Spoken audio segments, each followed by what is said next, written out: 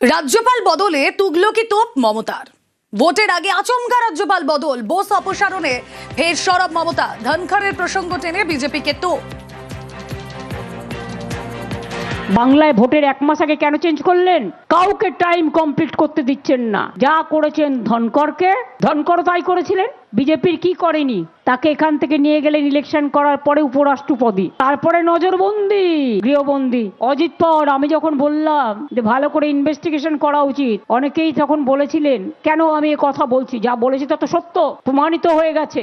আনন্দবাবুকেও এখানে নিয়ে এসেছিলেন, তাকেও সরিয়ে দেওয়া হলো। কারণটা যদিও আমি জানি, কিন্তু আমি বলবো না, কিন্তু তাকে থ্রেট করা হয়েছে, এটুকু আমি বলবো। অনেকে তো চায় না রাজভবনটা বিজেপি পার্টি অফিস হোক, ওখানে বিজেপির টাকা ডিস্ট্রিবিউশন হোক, সবই তো করে এরা। নৈতিকতা মানে যারা দিল্লিতে এখন বসে আছে, এরা তো মোহাম্মদ বিন তুগলকের জ্যাঠামশাই। বোসের বদলে রবি। ভোটের আগে রাজ্যের নতুন রাজ্যপাল RN রবিকে নিশানা।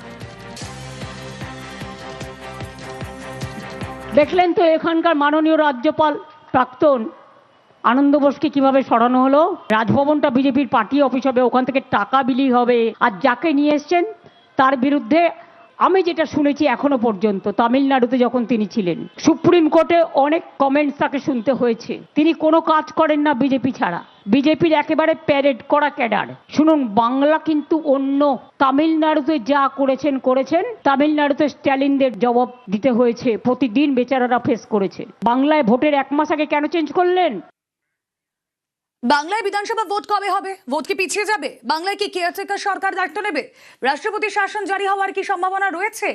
ভোটের মুখে রাজ্যপাল বদলের পর এমন নানা জল্পনা।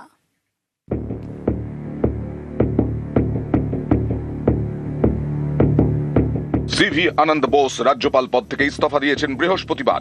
বাংলার নতুন রাজ্যপাল রবীন্দ্র নারায়ণ রবি। ভোটের মুখে রাজ্যপাল বদল নিয়ে নানা গুঞ্জন, একাধিক প্রশ্ন উঠতে শুরু করেছে। 28 ফেব্রুয়ারি রাজ্যে ভোটার তালিকা প্রকাশ করেছে নির্বাচন কমিশন। তাতে বিচারাধীন 60,06,675 জনের নাম। এর মধ্যে বৃহস্পতিবার পর্যন্ত 6.5 লক্ষ নিষ্পত্তি হয়ে গেছে। বিধানসভা ভোটের আগে কি বাদবাকি বিচারাধীনের নিষ্পত্তি সম্ভব? সব বিচারাধীনের নিষ্পত্তি না হলে কি তার প্রভাব ভোটে পড়তে পারে? পিছিয়ে যেতে পারে বিধানসভা ভোট? ইলেকশন কমিশনের একটা অত্যন্ত বাস্তবসম্মত অবস্থান নেওয়া উচিত এবং 61 লক্ষ ভোটারের যে অনিশ্চিত ভবিষ্যৎকে ঝুলিয়ে রেখে নির্বাচন করাটা ঠিক হবে কিনা সেটা তাদেরকে ভাবতে হবে। এবং সংবিধানে যে কারণে ইলেকশন কমিশন, নির্বাচন কমিশন তৈরি হয়েছিল, এটা স্বশাসিত সংস্থা, এবং সেখানে দাঁড়িয়ে আমার মনে হয় এই একটা সিদ্ধান্ত নেওয়া উচিত। তা নাহলে এটা খুব অনভিপ্রেত হবে। 6 মাস পিছিয়ে দেওয়া সম্ভব, এবং আমি আপনাকে ধারাটা যতদূর বলছি আমার মনে পড়ছে 153 নম্বর ধারা এইটা, এবং কিন্তু it should not go beyond 6 months.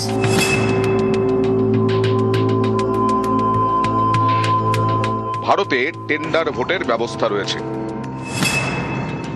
বিচারাধীনের তালিকায় থাকা সব নামের নিষ্পত্তি না হলে কি হবে? বিচারাধীন ভোটাররা কি সেক্ষেত্রে টেন্ডার ভোট দিতে পারবেন? যদি বৈধ ভোটারই না হয়, ভোটার তালিকায় নাম না থাকে, তারা যদি, কারণ এটার সাথে একটা নাগরিকত্বের সম্পর্ক তো চলে আসছে, আজকে তারা যদি ভোটারই না হয় দেশে, তার ইমপ্লিকেশনটা তো ভয়ঙ্কর।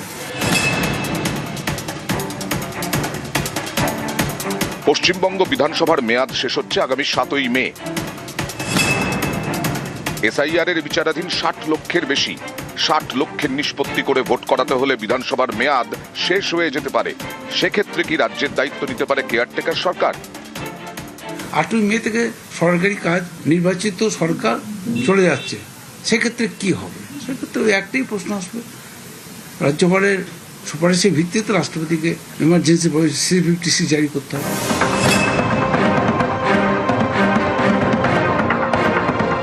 অনেকেরই প্রশ্ন, ভোটের মুখে রাজ্যপাল বদলের পেছনে কি রাজনৈতিক অভিসন্ধি রয়েছে?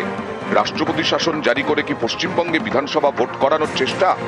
তাই কি অবসরপ্রাপ্ত IPS অফিসারকে বসানো হলো রাজ্যপালের চেয়ারে? আগামী দিনে যদি সঠিক সময়ে ভোটার তালিকা প্রস্তুত না হয়, তাহলে নির্বাচন করা সম্ভব হবে না। আর নির্বাচন করা সম্ভব না হলে এ রাজ্যে রাষ্ট্রপতি শাসনের অনেকটা সম্ভাবনা তৈরি হচ্ছে। তাহলে কঠোর হাতে রাজ্যপাল সেটা নিয়ন্ত্রণ করবেন কিনা, সেই কারণে একজন রাজ্যপালকে এখানে আনা হলো, যে রাজ্যপাল কেন্দ্রের এবং স্বরাষ্ট্র মন্ত্রকের ইয়েস ম্যান। এই বার্তাটা রাজনৈতিকভাবে কতটা তাৎপর্যপূর্ণ সেটা আমরা বুঝতে পারবো আগামী দিনে। পরিস্থিতি নিয়ন্ত্রণে আনার চেষ্টা করছেন কেন্দ্রীয় সরকার, পুলিশ প্রশাসন নিজেদের হাতে রেখে আগামী দিনে নির্বাচন করতে। নিউজ 18 বাংলা। কমিশনের বিরুদ্ধে চড়া সুর কল্যাণ বন্দ্যোপাধ্যায়ের। বিচারাধীন 7 লাখের মধ্যে 3 লাখ নাম বাদ দেওয়ার অভিযোগ। নাম বাদের কারণ জানানোর দাবি তৃণমূল সাংসদের। এখনো পর্যন্ত আমরা জানতে পারছি মাত্র 7 লাখ মতো কেস অ্যাডজুডিকেট হয়েছে, তার মধ্যে 4 লাখ লোকের নাম রয়েছে, 3 লাখ লোকের নাম নেই। যদি এটা সত্যি হয়, রাত্রের মধ্যে ইলেকশন কমিশনের উচিত রিজন দিয়ে সেই 3 লাখ লোকের নাম কেন কাটা যাচ্ছে তার উত্তর দিতে। এটা জমিদারি নয়, মনসবদারি নয়, এবং সুপ্রিম কোর্টের যে অর্ডার, সেই অর্ডারকে পূর্ণতা দিতে হবে, তাকে ইমপ্লিমেন্ট করতে হবে। যদি সেই অর্ডার কেউ না বোঝে, তার সেই জায়গায় থাকার কোনো প্রয়োজন নেই। ওরকম ইডিয়েট লোকেদের আমাদের দরকার নেই।